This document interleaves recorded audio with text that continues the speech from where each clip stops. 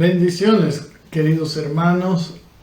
Hoy en esta noche seguimos con nuestro estudio bíblico. Quisiera que leamos la parte que corresponde al día de hoy. Seguimos en el capítulo 10 de Primera de Corintios. El estudio se nos ha hecho largo porque tiene muchas referencias al Antiguo Testamento. Y bueno, pasando aquella parte de todas las enseñanzas que nosotros podemos recibir del Antiguo Testamento, dice así, en el capítulo, vamos a empezar en el versículo 11, como un resumen de lo anterior, y vamos a seguir hasta el versículo 22. Dice el versículo 11, estas cosas les acontecieron como ejemplo, ¿no? Hablando de Israel, y están escritas para amonestarnos a nosotros, a quienes han alcanzado los fines de los siglos. Así que el que piensa estar firme, mire que no caiga. No os ha sobrevenido ninguna tentación que no sea humana, pero fiel es Dios, que no os dejará ser tentados más de lo que podéis resistir, sino que dará también juntamente con la tentación la salida para que podáis soportar. Por tanto, amados míos, huid de la idolatría. Como a sensatos os hablo, juzgad vosotros lo que digo. La copa de bendición que bendecimos, ¿no es la comunión de la sangre de Cristo?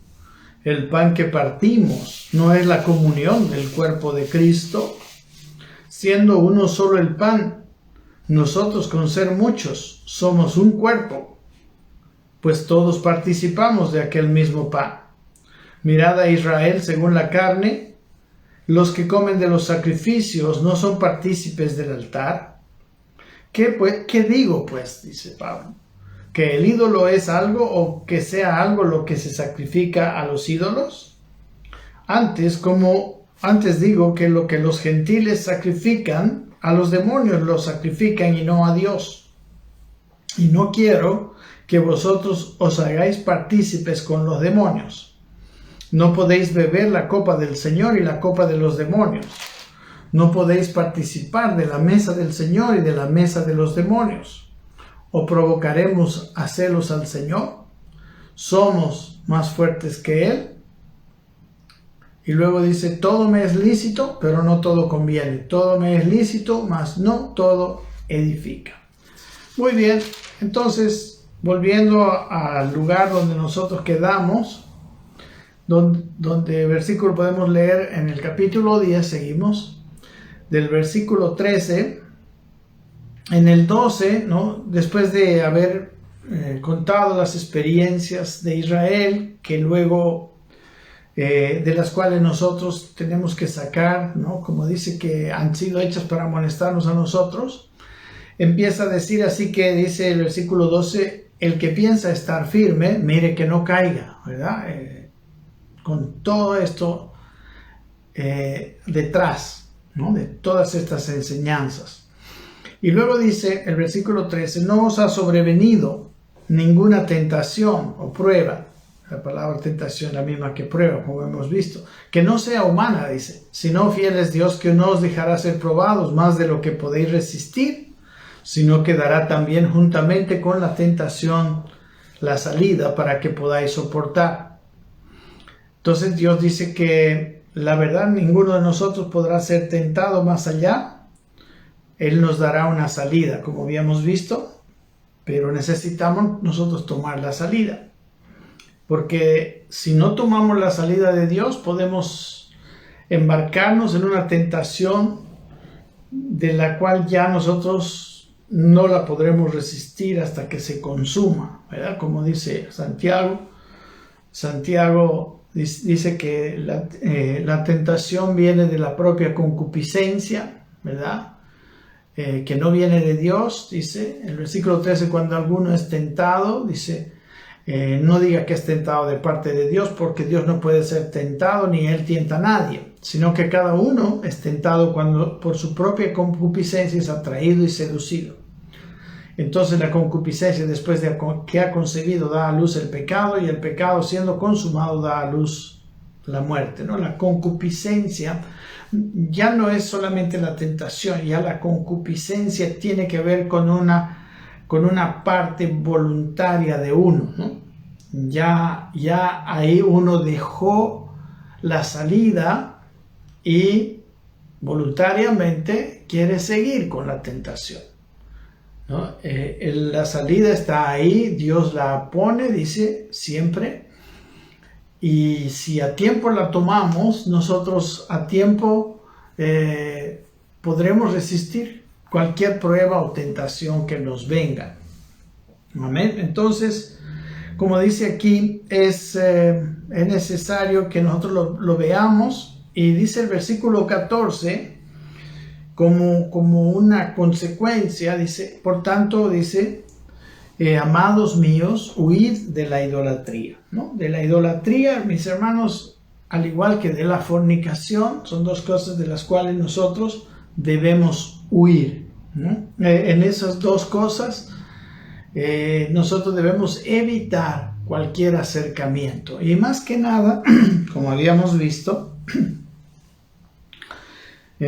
acerca de la situación de Corinto, ¿no? El video pasado yo había leído un comentario de un varón de Dios llamado Ray Stedman, y él dice esto, ¿no? Y dentro de lo más importante que lo que él dice es que no es en realidad la preocupación del apóstol Pablo, y estoy muy de acuerdo con él, de que ellos puedan volver a inclinarse a un ídolo así naturalmente, sino que, como vemos, la idolatría no solamente estaba el ídolo y ahí la gente iba, no, la idolatría tenía sus lazos para hablar y para acercar a las personas.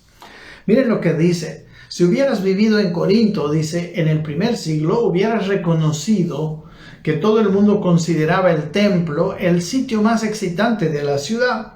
Ahí podías conseguir la mejor comida sacrificada a ídolos, servida en un restaurante al fresco, tenías la música más bella y todos los placeres seductivos del vino, mujeres y canciones.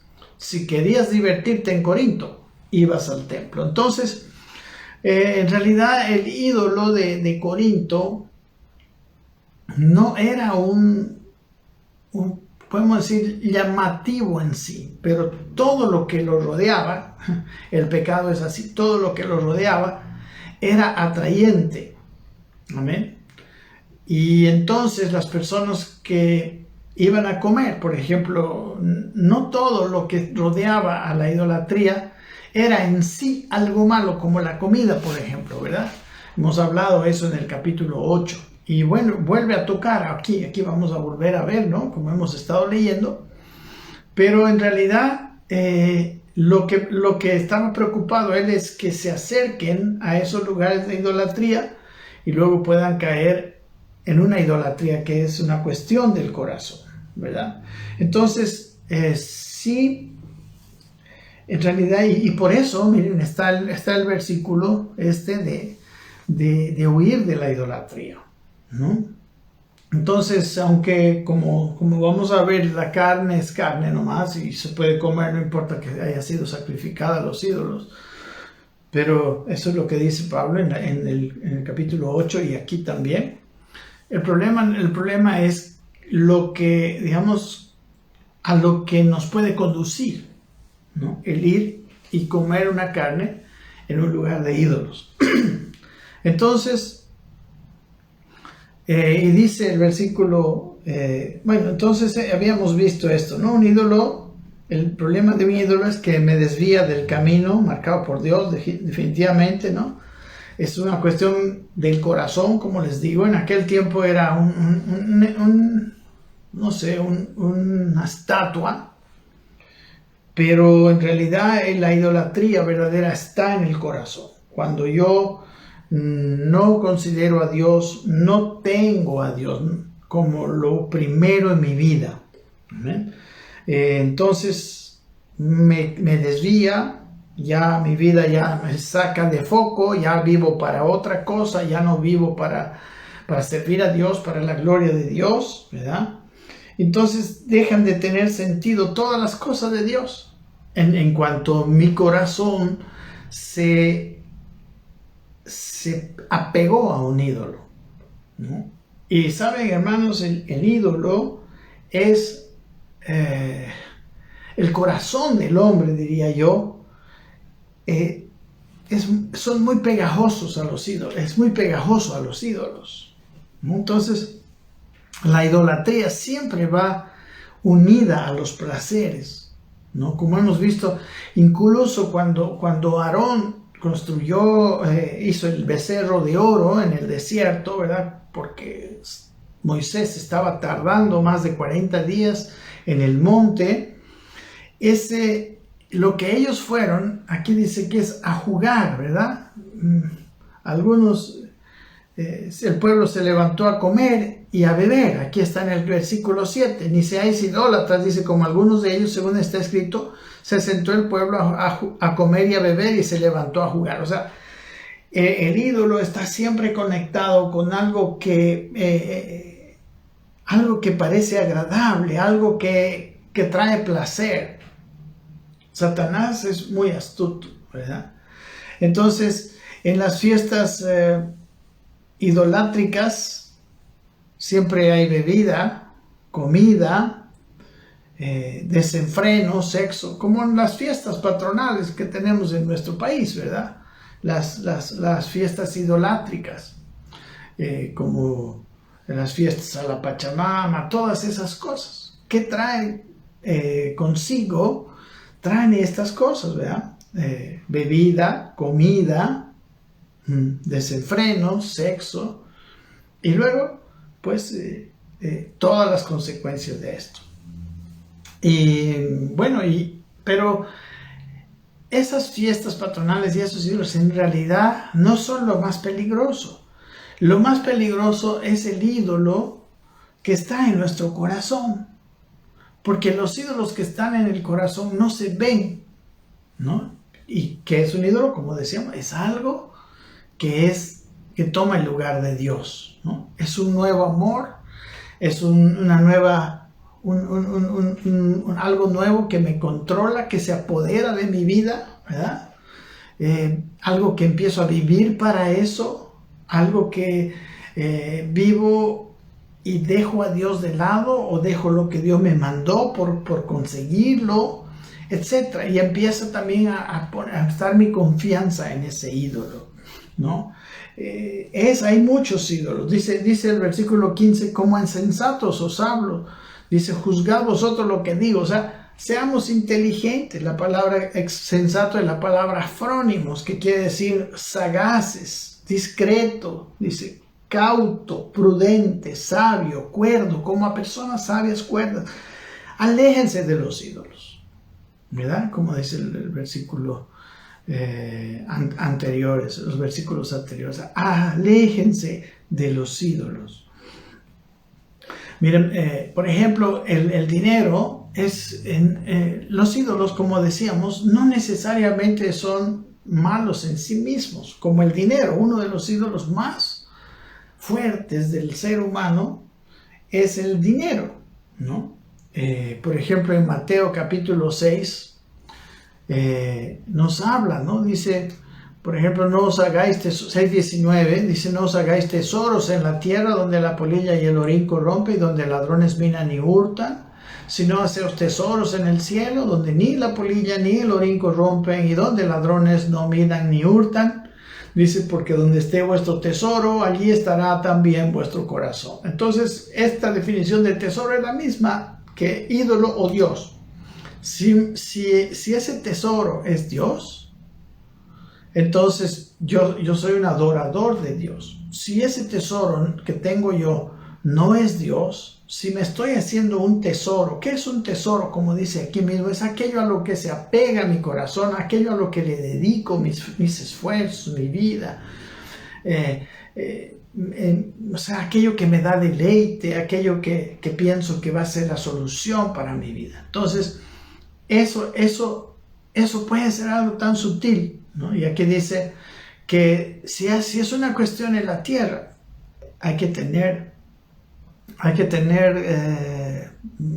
un discernimiento, ¿no? Porque a un ídolo como una estatua se la ve, digamos, ¿no? Ese ídolo es fácil ver, el idólatra se acerca ahí, pero el ídolo en el corazón es el problema, ¿no? Igual que, como dice más adelante, o sea, en versículos más bien anteriores, en el capítulo 5, por ejemplo, la fornicación es algo evidente.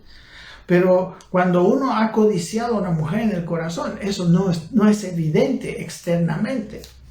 Lo mismo pasa con el ídolo. Todo lo referente a este nuevo pacto que hemos entrado en este Nuevo Testamento, los mandamientos, etc., son cosas internas. Todo es interno. Lo interno le da valor a las acciones, tanto buenas como malas, ¿no? Las acciones buenas, si proceden de un corazón de amor, entonces son buenas. Si no, entonces no tiene ningún valor, como vamos a ver en el capítulo 13, 3 capítulos más adelante, ¿no? No vale, no, de nada me sirve, dice. Igual las acciones aparentemente malas. Entonces, dice aquí en el versículo 24 de Mateo 6, que ninguno puede servir a dos señores, dice, ¿no? Porque o aborrecerá al uno y amará al otro, o estimará a uno y menospreciará a otro. Amén. Hermanos, el ídolo, el dinero, ¿verdad? Las riquezas son un ídolo porque si nosotros ponemos nuestra confianza en ellos, entonces ahí ya no es Dios nuestra confianza en la cuestión monetaria, ¿no? Por eso, por ejemplo, Dios mandó, una de las cosas que tenía que hacer su pueblo era sostener el templo, ¿no? El diezmo, la ofrenda. O sea, obviamente, una persona que vive en esta tierra y que da su ofrenda, su diezmo a la iglesia, se está desprendiendo de una parte que muchos hacen cálculos, ¿no? Y dicen, no, pues imagínate el diezmo en todo un año, ¿cuánto se me hace? En 10 años de vida, ¿cuánto se hace? Pero en realidad lo que uno está haciendo es dándole golpes a la idolatría, dándole golpes a ese deseo. Y definitivamente, pues está sosteniendo la obra del Señor, está propiciando que haya alguien que trabaje y viva completamente para el estudio de la palabra, para el entendimiento, pero uno de los efectos es que le da un golpe fuerte, el dar a alguien necesitado, es un golpe fuerte a mi confianza en ese Dios, es un golpe a la idolatría. ¿Ok? Si yo veo a alguien necesitado y le doy algo que probablemente yo iba a necesitar, algo que estaba por si acaso, ¿no? Ahorrando para mis necesidades, entonces ahora esa acción me obliga a tener que poner mi confianza en que Dios va a ser mi proveedor. Amén. Entonces así Dios trabaja en nuestros corazones y saca los ídolos de diferentes maneras, ¿no? En el libro de Ageo, por ejemplo, ellos sin que como antes, digamos, haber tenido al dios Baal, ¿no? Al dios Moloch, ellos en su corazón habían cometido idolatría. Dice en Ageo 1:4, les dice después de la reconstrucción del templo, no estamos hablando del periodo posterior a la destrucción del templo y la reconstrucción del templo, ¿no? Cuando Nabucodonosor y los babilonios lo destruyeron y después de 70 años ellos regresaron y lo reconstruyeron. Pero el templo estaba descuidado Y como vemos, y también no había quien lo atendiera, porque no se puede atender a las cosas de Dios y a las cosas de este mundo de una manera como Dios, como debe ser para Dios, ¿no? Con el tiempo necesario. Entonces les dice, miren lo que les dice en Ageo capítulo 1, Dios, es para vosotros tiempo, para vosotros, dice, de habitar en vuestras casas artesonadas, y esta casa está desierta. Estaba hablando de la casa de Dios. Pues así ha dicho Jehová de los ejércitos: meditad bien sobre vuestros caminos. Sembráis mucho y recogéis poco, coméis y no os saciáis, bebéis y no quedáis satisfechos, os vestís y no os calentáis, y el que trabaja a jornal recibe su jornal en saco roto. Dios estaba protegiéndolos de la propia idolatría. No les estaba permitiendo tener, no les estaba permitiendo, ellos siempre estarían necesitados, siempre estaban aquí, no se calentaban, no estaban satisfechos en lo que comían, a pesar de que ellos estaban ocupados en sus casas personales y habían dejado el templo. Por eso dice el versículo 7, así ha dicho Jehová de los ejércitos, dice, meditad sobre vuestros caminos. Y les habla de construir el templo, dice, subid al monte y traed madera y reedificad la casa, y pondré en ella mi voluntad y seré glorificado, ha dicho Jehová. Buscáis mucho y halláis poco, y encerráis en casa, guardan, y yo lo disiparé en un soplo. No sé si esto corresponde a tu realidad hoy en día, pero así es.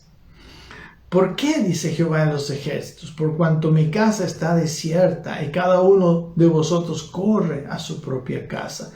Vemos que en este tiempo la casa de Dios es nuestro ser, nuestro cuerpo. Amén.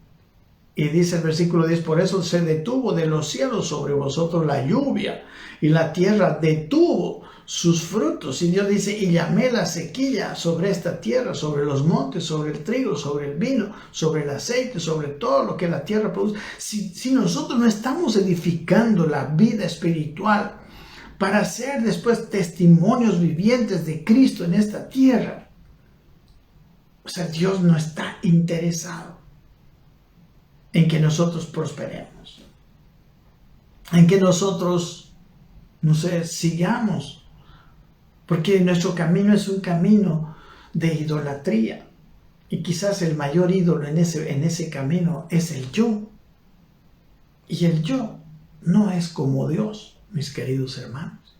El yo falla mucho. Dios es el único Dios perfecto al cual vale la pena rendirle todo mi corazón. Amén. Entonces, así es. Por eso dice que juzguemos sensatamente. Amén.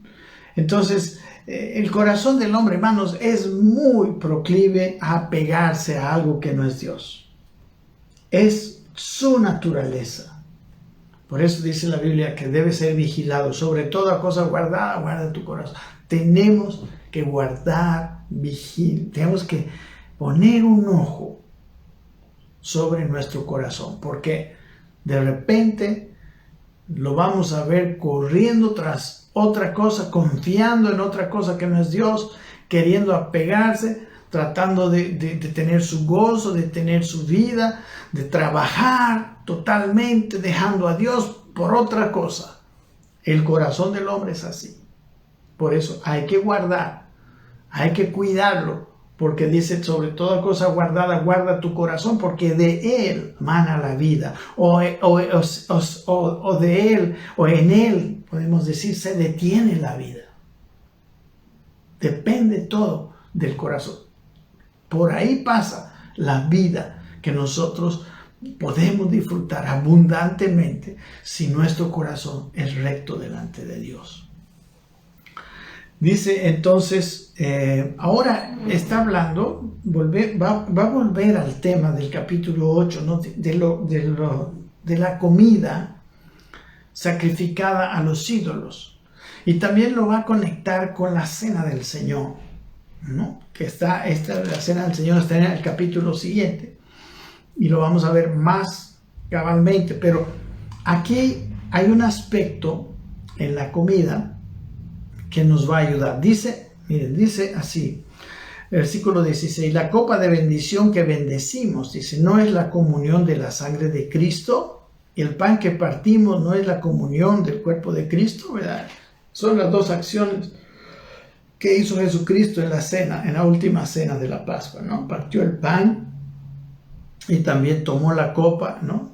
Y bendijo, ¿verdad? Entonces, aquí está hablando de que en la cena del Señor, hermanos, la cena del Señor es más que comer un pan. La cena del Señor es una cuestión de comunión. Esto yo lo voy a tocar así, digamos, como por encima, porque en próximas clases lo vamos a ver en el capítulo 11. Además, podemos leer algunas cosas, ¿no? Solo como una lectura, ¿no? En la cena del Señor, que pasaba en el capítulo 11 de 17, por ejemplo, miren lo que era. Esto es un adelanto. Pero al anunciaros esto que sigue, dice, no os alabo, porque no os congregáis para lo mejor, sino para lo peor. Pues en primer lugar, cuando os reunís como iglesia, oigo que hay entre vosotros divisiones. Y en parte lo creo, porque es preciso que entre vosotros haya disensiones para que se hagan manifiestos entre vosotros los que son aprobados. Cuando pues os reunís vosotros, esto no es comer la cena del Señor, porque al comer cada uno se adelanta a tomar su propia cena y uno tiene hambre y otro se embriaga. Aquí está diciendo que esa reunión de la cena del Señor, que describe desde el versículo 23 al 26, como vamos a ver más adelante, que es la ceremonia de la Santa Cena, en realidad dice, esto no es comer la cena del Señor, pero si estamos comiendo, le podemos decir a Pablo, ¿no? Pero la cena del Señor es la comunión, como dice aquí en este versículo 16, la comunión del cuerpo de Cristo.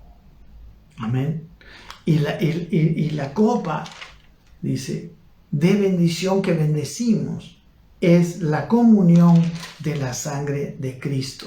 La comunión de la sangre de Cristo y la comunión del cuerpo de Cristo. Amén. La Santa Cena, amados, es una cuestión de comunión. No beneficia tomarla donde no hay verdadera comunión. Mire lo que pasaba en el versículo 27 del capítulo siguiente. Voy a leerlo y simplemente mencionarlo. Dice, de manera que cualquiera que comiere este pan o bebiere esta copa del Señor indignamente, dice, será culpado del cuerpo y de la sangre del Señor. Por tanto, pruébese cada uno a sí mismo y coma así del pan y beba de la copa, porque el que come y bebe indignamente sin discernir el cuerpo del Señor, juicio come y bebe para sí, por lo cual hay muchos enfermos y debilitados entre vosotros y muchos duermen. ¿Ok? Entonces, hermanos, si tomamos la Santa Cena dentro de la congregación, pero están personas que están peleadas, hay personas que están menospreciando, no se aman. Es algo grave, es algo serio, ¿verdad? A la persona, como dice aquí, lo debilita espiritualmente, ¿no? Lo enferma, dice, por lo cual hay muchos enfermos y debilitados, y llega a estar insensible, a dormir, ¿no? Y muchos duermen, dice aquí. Amén. Entonces, mis queridos hermanos, esta comida que tenían era la comunión del cuerpo de Cristo. Ahora, recuerden, estamos en el contexto, en este capítulo, no en el otro, en este capítulo de la comida a los ídolos. Dice aquí, dice el versículo 17, siendo uno el pan que partimos, el pan, ¿no? Aquel pan que partimos. Dice, nosotros con ser muchos somos un cuerpo, pues todos participamos de aquel mismo pan. ¿Ok? Hermanos, nosotros tenemos la fuente de nuestra vida, tenemos una sola fuente, todos ustedes que me están escuchando, los hermanos de esta congregación, los hermanos en China, todos participamos de un solo pan, y ese pan es Cristo. Amén. El Señor quiere que todos seamos uno porque participamos de un solo pan. Él es una sola cabeza del cuerpo. Él es la cabeza de la iglesia. Y Él en su última oración le pidió al Señor que nosotros seamos uno. La última oración de Jesús se relata en Juan capítulo 17. Yo voy a leer con ustedes del versículo 20. Dice, mas no ruego solamente por estos, estaba con los discípulos, sino también por los que han de creer en mí por la palabra de ellos. Ya estamos incluidos ahí. Para que todos sean uno, como tú, oh Padre, en mí y yo en ti, que también ellos sean uno en nosotros, para que el mundo crea que me enviaste. La gloria que me diste, dijo Jesús, yo les he dado para que sean uno. Mira, la gloria que Dios le había dado a Cristo, Él nos la da a nosotros para que seamos uno. Dice, ¿y cómo? Así, dice versículo 22, como nosotros. Él estaba hablando con su Padre. Así como Él y su Padre son uno, así nosotros debemos de ser uno. Y dice el versículo siguiente, yo en ellos y tú en mí, para que sean perfectos en unidad, para que el mundo conozca que tú me enviaste y que los has amado a ellos como también me has amado. Amén. O sea, la unidad, la comunión del cuerpo de Cristo, la comunión de los hermanos es algo imprescindible. Lo vamos a mirar en el capítulo siguiente. Pero está diciendo que al participar nosotros del pan de la cena del Señor y de la copa de la cena del Señor, nos estamos haciendo uno con el Señor y uno entre nosotros. Y dice el versículo siguiente, versículo 18, mirad a Israel también. Ahora otra vez nos vuelve a un ejemplo del Antiguo Testamento. Dice, mirad a Israel según la carne, dice. Los que comen de los sacrificios, dice, no son todos partícipes del altar. O sea, en Israel, algunos de los sacrificios, no todos, porque algunos eran hasta de quemarse, ¿verdad? Pero muchos de los sacrificios iba el oferente con su ovejita, ahí era sacrificada y ahí tenía lugar la comida, ¿no? Una parte también pasaba a que solamente los sacerdotes comieran, pero lo que quiere el apóstol Pablo resaltar aquí es que cuando ellos comían del sacrificio estaban participando de la comunión con Dios. Miren lo que pasaba, por ejemplo, en la Pascua, por decir la Pascua, en Éxodo capítulo 12, versículo 6. Les voy a leer, dice, y lo guardaréis, hablando del corderito que habían separado, ¿no? Que les dice que lo habían visto perfecto, ¿no? Por ejemplo, estamos hablando aquí de la cena de la Pascua.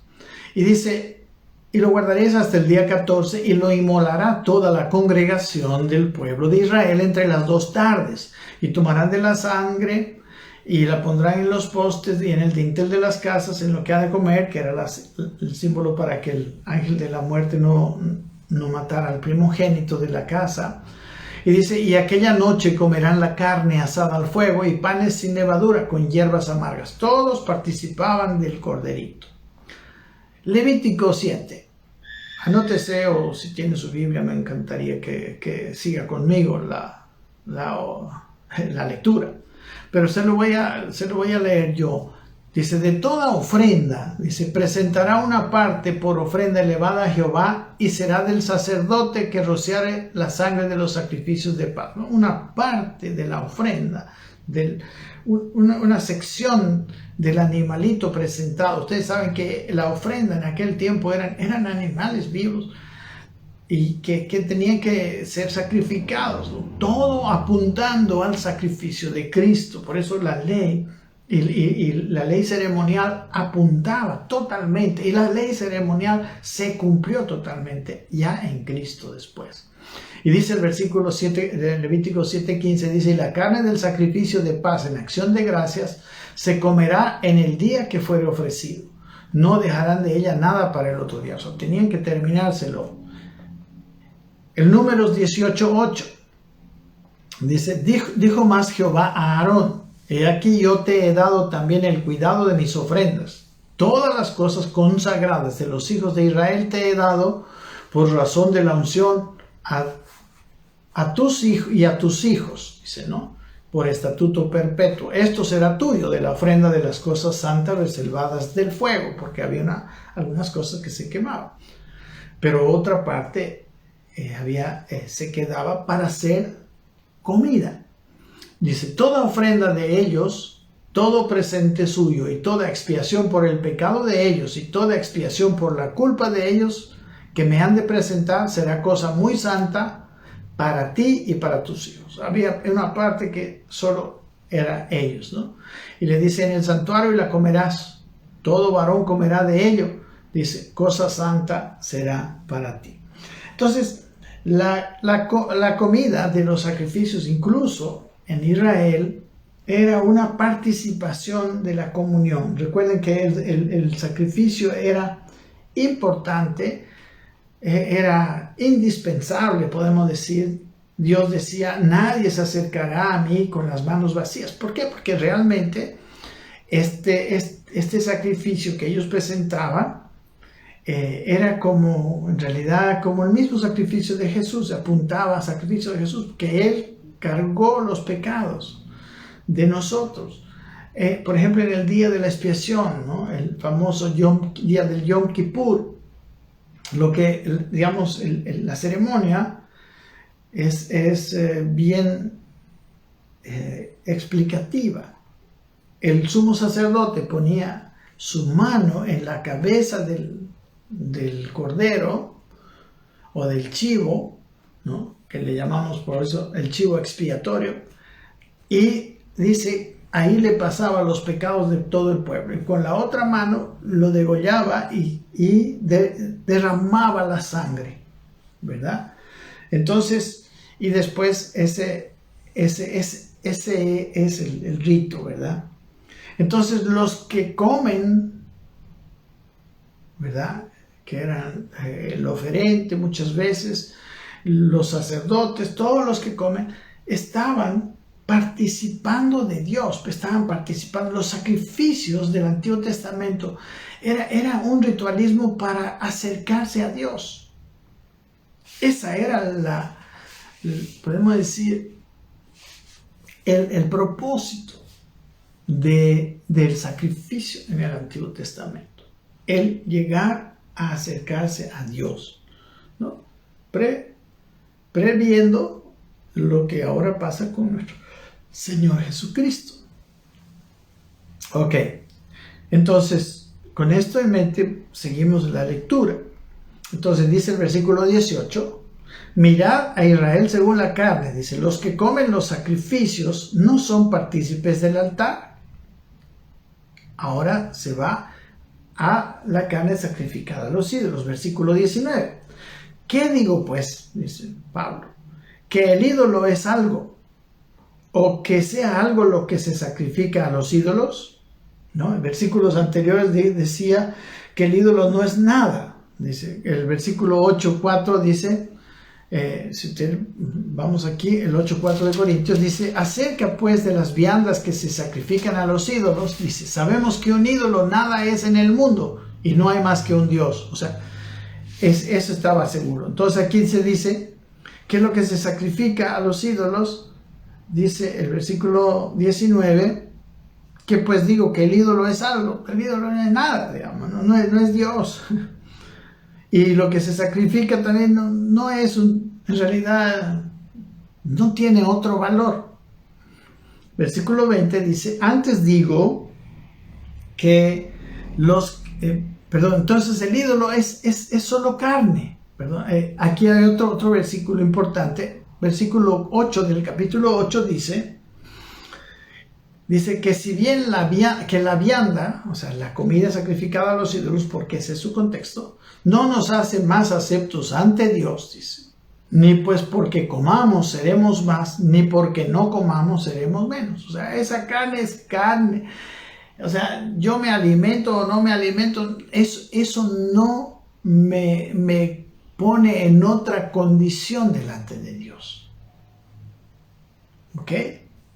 Pero, por eso dice aquí, el ídolo no es nada.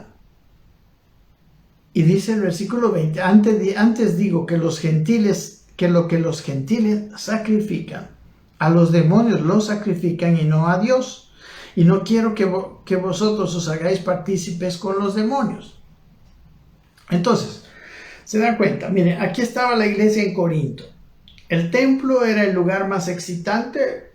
Según los antiguos, el templo pues, era como para nosotros, digamos, ¿no? Algo sagrado, pero también algo agradable, porque ahí se comía una carne fresca. En el templo estaban las prostitutas sagradas. En realidad, cuando un oferente iba y tenía relaciones con las prostitutas sagradas, estaba adorando. Miren cómo se había convertido en algo más contrario, ¿verdad?, a la palabra de Dios. Pero así era.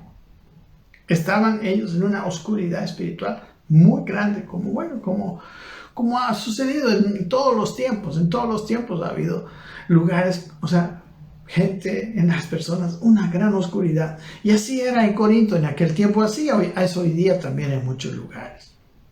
Entonces, ellos, dice, al sacrificar, no simplemente estaban matando a la ovejita como en un matadero. Ellos estaban teniendo un acto de adoración al ídolo. Amén. Entonces, lo que dice, ellos cuando están haciendo ese acto de adoración en el templo de idolátrico de Corinto, a los demonios están sacrificando, no a Dios.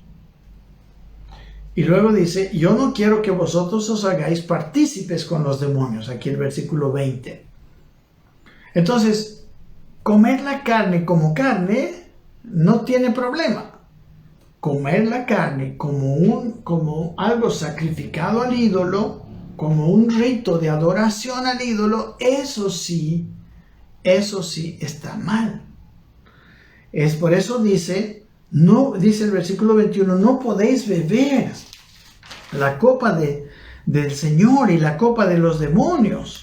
No podéis participar de la mesa del Señor y de la mesa de los demonios. No se puede beber de esa copa ni comer esa comida sacrificada a los ídolos. O sea, en realidad, esto tenemos que diferenciar. Una cosa es la carne, y yo puedo comer alguna carne que sea sacrificada a ídolos o no sea sacrificada, no importa. Si en mi corazón lo estoy haciendo, no estoy haciendo un acto de adoración.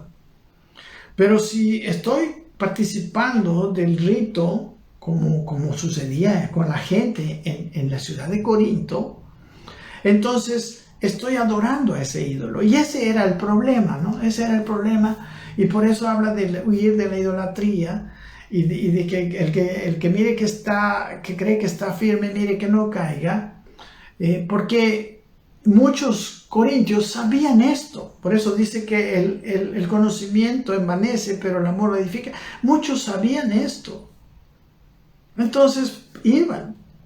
Pero el problema era otros los veían ir a comer carne y ellos pensaban también que podían adorar.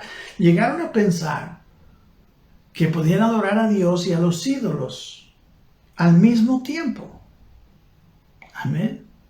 Entonces, este era el problema. No sé si usted lo quiere ver. O sea, las cosas, ya sean sacrificadas, o sea, son cosas. Siempre el problema está en el corazón. Como les dije, lo bueno de toda obra, lo acepto ante Dios de toda obra, está no tanto en la calidad de obra que hacemos, sino en el corazón, en el porqué, de dónde viene esa obra? ¿Qué me impulsa a hacer? Eso para Dios es importante. Y Él por eso dice que puedo hasta dar mi dinero a los pobres, puedo aún entregar mi cuerpo para ser quemado, pero si no es por amor, de nada me sirve. Tanto la buena obra como la mala obra igual. ¿No? Por ejemplo, yo puedo haber hecho algo accidentalmente a una persona. Y también está en la ley, por ejemplo, alguien que cortando con el hacha, digamos, madera, accidentalmente el hacha vuela y le pega a una persona en la cabeza y muere. Entonces en la Biblia no se consideraba como asesinato, ¿verdad? Si fue involuntario. De todas maneras, la voluntad es una cuestión central en la palabra de Dios. Y lo mismo sucede con esta comida a los ídolos, y habla mucho de esto en toda la carta a los Corintios, porque como les digo, el templo estaba conectado íntimamente, ¿no? Ligado íntimamente a la vida de un ciudadano normal en Corinto. Entonces el templo era un lugar, o sea, podemos decir, era como ir, no sé, como van los jóvenes, por ejemplo, antes iban aquí a una avenida y ahí estaban. Era un lugar donde se reunía la sociedad. El templo en realidad realmente era un lugar de un centro social. Y claro, estaba unido a los religiosos. Y ahora que los cristianos habían recibido a Cristo y habían entendido y habían salido de su vida vieja, ellos necesitaban conocer esta situación. Y aquí, si lo leemos bien, esto está bien explicado en este capítulo de Corinto. A mí, por ejemplo, me decían, no, jamás vas a comer, ¿no? Que las tantahuahuas y que no sé qué, que son de la fiesta de Santa Veracruz. No, imposible, prohibido. Está bien, pero si yo como una vez y alguien me invita a una de esas y yo no lo hago como un acto de adoración, como un rito, no tiene ningún problema. Eso puede usted verlo en el capítulo 8. ¿Ok? Entonces, y ahí en el capítulo 8 dice que si tú sabes que eso no es así, está bien para ti, está bien. Pero el problema es que si alguien que no ha visto, que no sabe esto, y te ve a ti comiendo en un lugar de ídolos, dice, por causa de su ignorancia, va a ser tentado a ir a participar y puede llegar a hacer un culto. Recuerden, en Israel la idolatría fue un problema muy grave. La idolatría.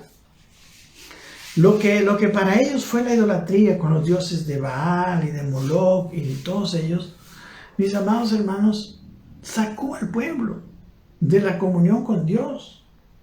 Y recuerden, eso es una sombra de lo que a nosotros nos tiene que llegar en nuestro corazón.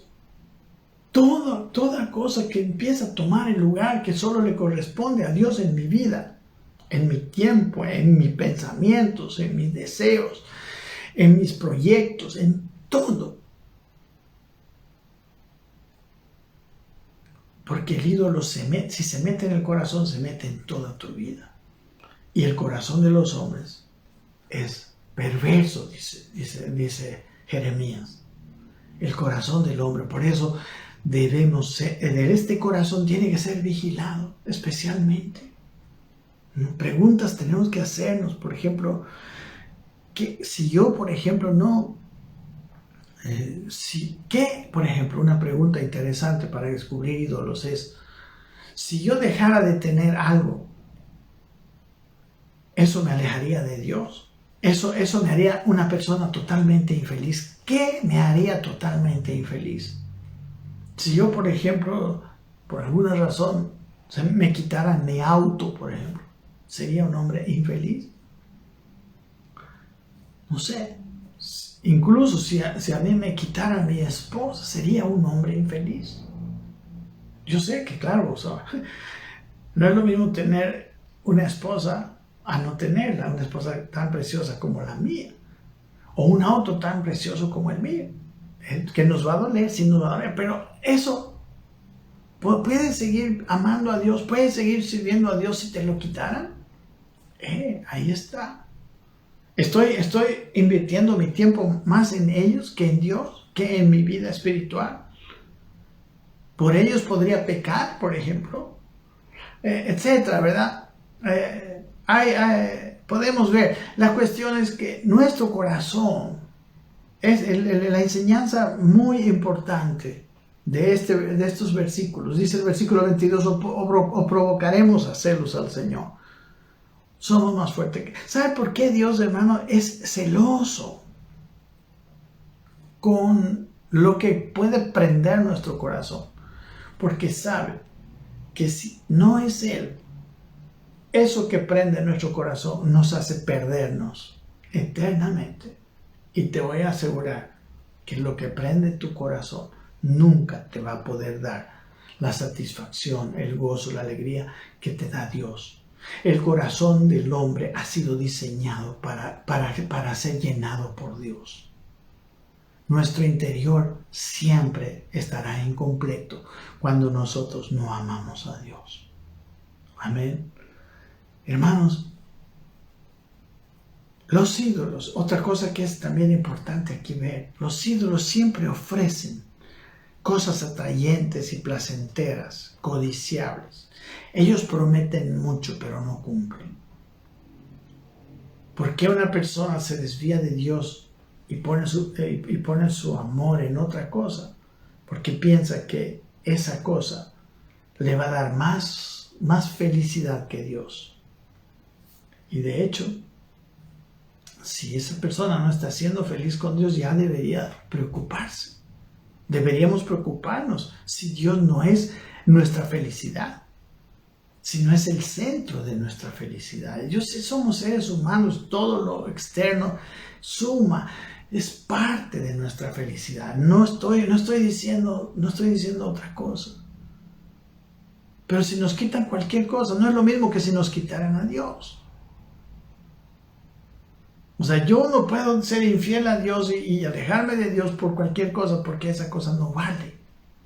Por eso dice aquí que provocaremos a celos. Hermanos, Dios es como una osa que ama a sus hijos, es celoso. En ese sentido es celoso. Él no es que es celoso porque en su corazón necesita de nosotros, necesita nuestro amor. No, Señor, Dios no necesita nada. Los que necesitamos cuidar nuestro corazón somos nosotros. Y Él es celoso porque un ídolo es algo malvado, algo dañoso de nuestro corazón. Es como una mamá. Una mamá no le va a dar a llevarse a su bebé, a cuidar a su bebé a cualquier persona. ¿Sí o no? Es más o menos lo mismo. Y por eso dice, los ídolos y Dios son una incompatibilidad, no son compatibles. Por eso dice, provocaremos al celos, somos más fuertes que Él, somos más mayores que Él, eso es lo que está diciendo. La palabra fuerte es la palabra iskuros, que quiere decir fuerte, grande, somos mayores, más poderosos, más inteligentes. Podremos nosotros conquistarnos, ganarnos una felicidad, hacernos una felicidad mayor que Dios mismo. Miren, el problema de Israel no era que ellos habían dejado a Dios, si usted ve la historia, no, el problema es que ellos adoraban a Dios y a otros dioses. O sea, era algo incompatible, algo imposible. Los hermanos de Corinto no podían adorar a Dios y adorar a los ídolos. Podían comer la comida sacrificada a los ídolos, sí, pero como comida, no como un acto de adoración. Amén. Dios y los ídolos no son compatibles. Es lo mismo que decir 2 es igual a 4. No, Señor, no se puede. Eso es falso. ¿Puedo adorar a Dios y a los ídolos? Falso, no se puede. si tienes algo que está dominando tu vida, algo que no puedes dejar, hermano querido, yo creo que tu experiencia espiritual es algo fallado. Todavía no conoces los gozos, la bendición de amar a Dios y de que Dios te ame. Esa comunión, tu comunión no es buena, no es perfecta. Pero si Dios es mi Dios, entonces mi comunión con Él es perfecta. Él es mi corazón. Él tiene que estar. Por eso el primer mandamiento decía, no tendrás dioses ajenos delante de mí. ¿Ok? Entonces los corintios podrían ir incluso al templo a comer. Podrían. Y comer esa carne sin tener el acto de adoración, podrían. Pero mejor les sería, es más prudente, es más sabio no ir, es más sabio no comer esa carne o comer de otro lado. Y tiene el otro problema que vamos a ver ahorita, la siguiente sección, del versículo 23 al versículo 33. El problema de una persona con conocimiento que va y solo va a comer al templo, que era, como les digo, era el lugar de reunión social del pueblo. El problema era que podía ser un tropiezo para otro que no tenía ese conocimiento, o alguien que era nuevo y que tenía una conciencia débil, como vamos a ver.